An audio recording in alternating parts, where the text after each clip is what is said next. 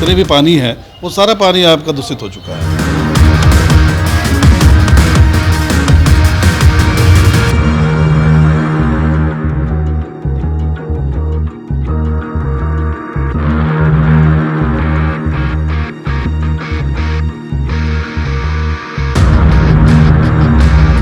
नीतीश जी तो अच्छा किए, लेकिन उसका व्यवस्थापन नहीं अच्छा नहीं हो रहा है। इसका काम क्रिया सही से देखा नहीं जा रहा है।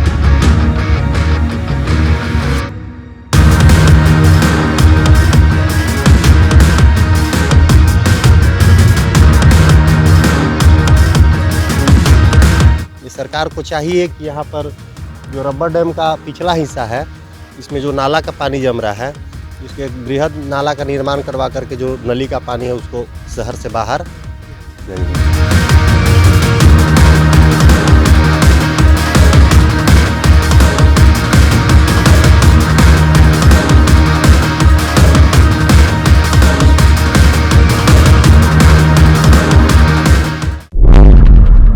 नमस्कार, आप देख रहे हैं न्यूज हार्ट। मैं हूं धीरज सिन्हा। इस वक्त हम ज्ञान और मोक्ष की धरती यानी धार्मिक नगरी बिहार के गया जी में है।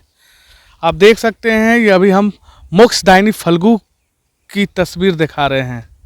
ये फल्गु है या नाले का पानी, आप खुद ही देखकर अचंभव हो जाएंगे।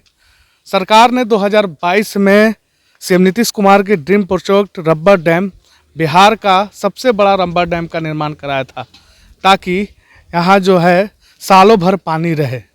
लेकिन इसकी दुर्दशा और दशा जो है इसकी अलग तस्वीर बता रही है। या सीता के श्रापित फल्गु नदी को या प्रशासन के लापरवाही कहें या सीता के श्रापित फल्गु नदी कहें, ये फल्गु नदी की दशा पर हम चिंतित हैं, इसलिए कि ये यहाँ नदी का जो धारा बहना चाहिए था वो नाला का पानी बह रहा है। तस्वीरों में देख सकते हैं कि ये फल्गु की दशा और दिशा की देखकर हम काफ़ी चिंतित हैं। हम आए हैं इसी फल्गु नदी जो रब्बर डैम बना है, देश का सबसे बड़ा रब्बर डैम को देखने। और रब्बर डैम के उस ओर देखेंगे तो पानी का जो जल जमाव है, पानी जो है एक तालाब की तरह जमा हुआ है और इसकी गंदगी से काफ़ी, इसकी जो गाद है उससे गंदगी से बदबू आ रही है और इसकी बहता पानी जो होना चाहिए नदी का वो नहीं आने से काफ़ी दयनीय स्थिति हो गई है। वही फल्गु नदी के जो पर बना सबसे बड़ा रब्बर डैम करीब 334 करोड़ के लागत से ये इसका निर्माण हुआ था। उसके बाद ये नदी के दूसरे छोर में नाला का पानी बह रहा है, यानी कि फल्गु नदी की जो दशा और दिशा है पूरी तरह बिगड़ गई है। फल्गु की जो सेहत है वो पूरी तरह बिगड़ गई है। प्रशासन के लापरवाही कहें या इसकी उदासीनता कहें, ये तो तस्वीर बयां कर रही है। इस संबंध में यहाँ के स्थानीय लोग हैं, उनसे भी बात करेंगे। आपको बता दें कि मोक्ष की नगरी, धार्मिक नगरी में सालों भर देश विदेश से तीर्थयात्री यहाँ आते हैं और अपना पिंडदान करते हैं। रब्बर डैम का निर्माण इसलिए किया गया था कि तीर्थयात्री जो सालों भर आएंगे यहाँ स्नान, ध्यान और तर्पण अर्पण कर सकेंगे। लेकिन इसकी दशा से हमें लगता है कि नहाना तो दूर, जो तर्पण है उससे भी दूषित पानी के कारण काफ़ी संकोच होती होगी। तो इसी संबंध में यहाँ के यात्री से बात करते हैं कि फल्गु की जो दशा दिशा बिगड़ गई है, क्या कह रहे हैं, क्या सोच है। नाला के पानी बह रही है, रब्बर डैम भी काम बनने से और दिक्कतें आ रही है, क्या कहें? देखिए, 2012 में हमारी पत्नी वार्ड पार्षद के रूप में वार्ड संख्या 39 की हुई। उन्होंने निगम में कंटिन्यूटी, जिसको डीएम समय थे जिला पदाधिकारी श्री रवि कुमार, उस समय हम लोग उन्होंने पूरी बातें रखी थी कि नाला बनना नितांत आवश्यक है। उसके बाद डैम बनी है। डैम बनने के बाद हम लोगों को आशाएं बनी कि चलिए अब तो मनसरवा नाला का जो पानी है वो डायरेक्ट अब आगे बढ़ चला जाएगा। लेकिन अभी तक मेरे वार्ड में ही ये पानी गिर रही है, जिसके वजह से हमारा जो मोटर जो पंपिंग सेट जो की हुई है वहाँ पानी जो है वो बर्बाद कर रहा है। सारा पानी उसमें स्मेल आ रहा है। अब हम जगह जगह जहाँ भी हम जा रहे हैं वहाँ 10 तरह की बातें आ रही है, सुन भी रहे हैं। और ये बनना नितांत आवश्यक है। अगर न बना तो ऐसे परिस्थिति में उस प्रक्षेत्र का, ऐसे भी आप जानते हैं कि आगे जब महादेव घाट पहुँचते हैं या पिता महेश्वर आप पहुँचते हैं तो आप पाएंगे कि वहाँ पे जितने भी पानी है वो सारा पानी आपका दूषित हो चुका है। आप पानी पीने लायक वहाँ पे नहीं है। तो वही हालात हमारे बरमनी घाट में भी अब होने का पूरा पूरा आसार नज़र आ रहा है। अब इसको कोई बचाने नहीं जा रहा है। अगर वो न बना तो ऐसे परिस्थिति में बाढ़ में जितने भी हमारे जो सदस्य हैं वो सारे लोगों की मनोवृत्ति जो है वो बन चुकी है कि अब धरना प्रदर्शन के अलावा दूसरा कोई रास्ता नहीं है।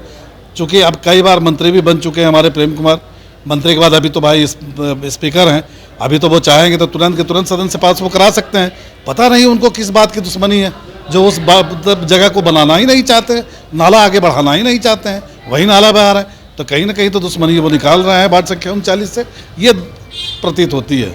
उनको ध्यान देना पड़ेगा, ध्यान देकर के ये कार्य करानी पड़ेगी। ये रबर डैम बना उससे फायदे है कि फल को देखिए, रबर डैम बनने से रबर डैम की सफाई अगर होती है तो कंटिन्यूटी आपके पूरे शहर में बेनिफिट का नजर आएगा। लेकिन अगर वो सफाई अगर कंटिन्यूटी नहीं होती है तो ऐसे परिस्थिति में 100% आप श्योर हो जाइए कि इर्द गिर्द के जहाँ माहौल है ना वो भी आपको दूषित और मच्छर का इस तरह का माहौल बनेगा कि वो घर में रहने लायक भी नहीं लोग होंगे। सीवरेज सिस्टम बनना चाहिए नाले का। 200% रिवर साइड जितने भी जो एरिया प्रचित्र जो है वो सीवरेज टाइप होनी चाहिए, हर कीमत पे होनी चाहिए। नाम बताओ। मेरा नाम संजय कुमार सिन्हा है, मैं वार्ड संख्या 39 का पार्षद हूँ। रबर डैम बना था, क्या दिक्कत लग रहा है कि पूरा गंदगी दूसरे छोर में, एक छोर में भी पानी गंदा है? देखिए क्या है भैया कि रबर डैम तो बना, लेकिन इसका मुख्य जो फायदा है और इसका उद्देश्य है वो पूर्ण नहीं हो पाया। जो रबर डैम देख रहे हैं इसका दूरी बहुत कम सुनिश्चित किया गया यहाँ के हमारे समझ से, और रबर डैम का जो दूरी होना चाहिए था थोड़ा ज़्यादा होना चाहिए था। और जो नाला का पानी आ रहा है शहर का वो रबर डैम के देख रहे हैं कि पिछले हिस्से में आकर के जमा है, ठीक है, हाँ फल्गु नदी है ये, इसके उस पक्ष होना चाहिए था। और सरकार को इसके या यहाँ के जो व्यवस्था है इसको एक बड़ा नाला बनवा करके उस शहर से बाहर जो नाला का पानी है उसको किया जाए, क्योंकि सीवरेज सिस्टम बनाया। ये गया जो है बहुत प्राचीन नगर है। एक श्लोक आता है श्रीमद् भागवत में, प्रयागः पाटलिपुत्रम पूरी तक्षशिला गया। ये नगर करीब 25,000 साल पुराना है। और देख रहे हैं कि यहाँ विष्णुपद भगवान विष्णु का प्राचीन मंदिर भी है। इसको देखते हुए ये सरकार को चाहिए कि यहाँ पर जो रबर डैम का पिछला हिस्सा है इसमें जो नाला का पानी जम रहा है इसके एक बृहद नाला का निर्माण करवा करके जो नली का पानी है उसको शहर से बाहर नदी में। अभी रबर डैम से भी पानी दूषित हो गई है, गंदगी है, उसका भी साफ सफाई काफ़ी दिक्कत होती है। हाँ दिक्कत क्या है बहुत दिक्कत है। हाँ तो इसका तो साफ सफाई होनी चाहिए। हाँ होना चाहिए। क्या नाम हो गया भैया? मेरा नाम हुआ बाबू सौरभ तिवारी। यहीं के हैं आप? हाँ नहीं यहाँ रहते हैं रजबरिया के हम। रबर डैम से फ़ायदा यही है कि थोड़ा पानी नदी में रुक जा रहा है और थोड़ा गंदगी है पानी की, यात्रियों लोग उसमें स्नान वगैरह नहीं कर पा रहे हैं, पानी में काई जमा हुआ है, गाद भरा हुआ है। और उसके बाद में फिर ये जो रबर डैम का ऊपर जो पुल सीताकुंड मार्ग जाने का जो बना हुआ है उस पर लाइट वगैरह ये सब नहीं जलता है, उससे भी यात्रियों की थोड़ा आने जाने में परेशानी होती है। और नदी के रबर डैम के इस तरफ में नीतीश जी तो अच्छा किए लेकिन उसका व्यवस्थापन नहीं अच्छा नहीं हो रहा है, इसका काम क्रिया सही से देखा नहीं जा रहा है। जैसे नदी भी तो खराब होती और इस तरफ से नदी जो पानी बह के इधर जो आ रही है जो गंदगी है ये सारा नदी में ही गंदगी रुका हुआ है और उल्टा पानी बह के आ रहा है बबनी घाट से इधर में आकर के डैम के पास में मिल जा रहा है। इसके वजह से पूरा नदी गंदगी है। मनसरवा नाला भी ढंग से निर्माण नहीं हुआ, जो गंदगी पूरा पानी तो गंदा मनसरवा धारा जो है वो आगे जाकर के बबनी घाट में वो पूरा यहाँ से वहाँ तक घाट पूरा गंदगा ही गंदा रहता है, क्योंकि गंदा पानी गिरता ही है पूरा नदी में। अच्छा, फल्गु नदी का क्या मान्यता है, क्या पवित्रता है? मान्यता तो बहुत अच्छी थी, लेकिन देखिए इधर सूखा हुआ जो है नदी, इधर का मान्यता जैसा लगता है कि सीता माता ने श्राप दिए थे उसी तरह से इधर नदी लग रहा है, लेकिन जिधर श्राप दिए थे वो नदी की तरफ उधर पानी भरा हुआ है। प्रशासन की लापरवाही का है या सीता का श्राप? ये सीता माता का तो श्रापित नदी है कि सूखा हुआ रहना चाहिए, लेकिन इसकी दुर्दशा थोड़ा सा खराब हो चुकी है।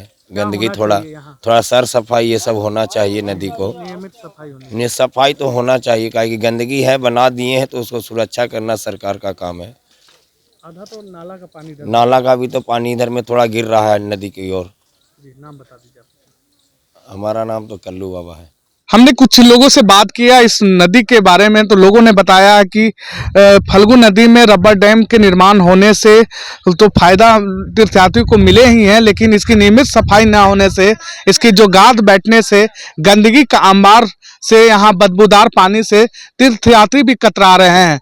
वहीं दूसरी ओर फल्गु का जो पानी है दूसरी छोर पर, रबर डैम के दूसरी छोर पर नाले की जो शहर से निकलने वाले घरों से नाले का पानी बह रहा है, जिसकी फल्गु की दशा दिशा पूरी तरह बिगड़ गई है। तो बहरहाल इस ओर प्रशासन को विशेष तौर पर ध्यान देने की जरूरत है और देखना यह होगा कि प्रशासन हो या सरकार इस ओर क्या ध्यान देती है और इस पर क्या कार्रवाई की जाती है। धीरज सिन्हा, न्यूज़ हाट, गया।